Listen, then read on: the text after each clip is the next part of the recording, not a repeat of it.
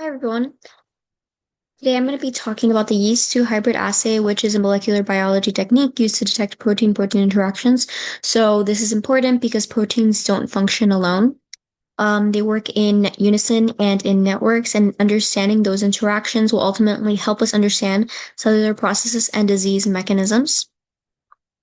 So in cells, proteins interact to carry out processes like signaling, transcription, and metabolism. And if these interactions fail, their entire pathways can break down, which can lead to diseases like cancer. So identifying how these proteins interact gives us insight on how proteins functions within the cell. So the functional core matters, the regulation and signaling, the disease implications matter, and the functional discovery, knowing what's the functional core of it.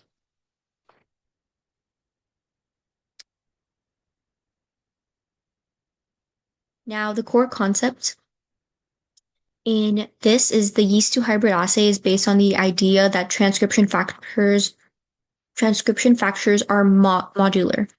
They have two separate parts, a DNA binding domain and an activation domain, like I wrote here. Individually, they don't function, but if they are brought together, transcription is restored. In this system, one protein is called the bait and is fused to the DNA binding domain. The second protein is called the prey, and it's fused to the activation domain. So if the bait and the prey interact, then they bring the transcription factors back together, activating the gene expression. And if they don't interact, then you know that they don't have anything to do with each other. So first, the bait and the prey constructs are introduced to the cell, into the yeast cell.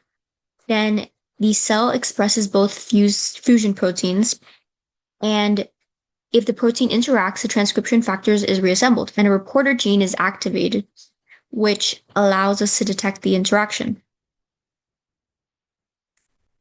Here, I put a diagram to just show, so say this diagram shows the full mechanism of the yeast-2 hybrid system step by step. On the left, you can see the bait and the prey plasmid being introduced into the yeast cells.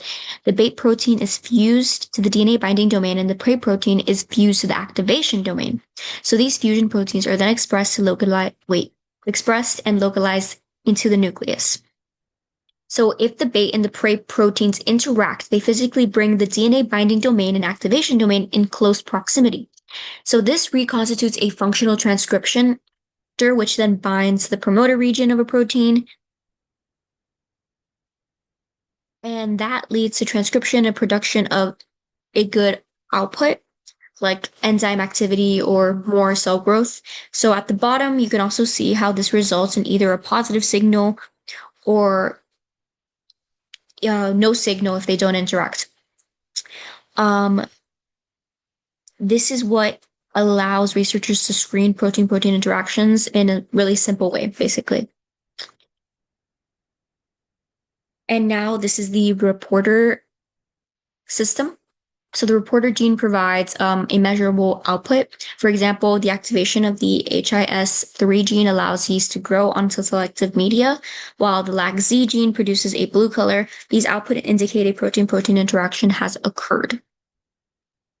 So this technique is commonly used to identify unknown protein partners. For example, a protein involved in disease can be used as bait to screen for interacting proteins, helping map interaction networks and identify drug targets. So these are just examples of different applications that you can be used with yeast-2 hybrid assays. This is a literature example that I found based on yeast-2 hybrid assays and the applications of it. So in the paper that I found, this study highlights how this technique has been used to identify proteins interacting with Ki67, which is a marker associated with the cell proliferation. So these findings helped reveal its role in cell cycle regulation and nuclear organization. Now, in the next slide, we're talking about the advanced uses. So beyond the basic interaction detection, the systems can also be modified. So for example, it can be used to map binding domains, It can study the effects of mutation and even analyze protein, DNA, RNA interactions using related hybrid systems. However, the method has limitations. It can produce false positives if proteins interact artificially in the nucleus, and false negatives if proteins don't fold correctly. Because of this, interactions identified using this method only needs to be confirmed with additional experiments. So in conclusion, the yeast-2 hybrid assay is a powerful and widely used tool for studying protein interactions, and it provides important insights into cellular function and disease. But results must be validated to ensure pure accuracy. So thank you, and thank you for watching.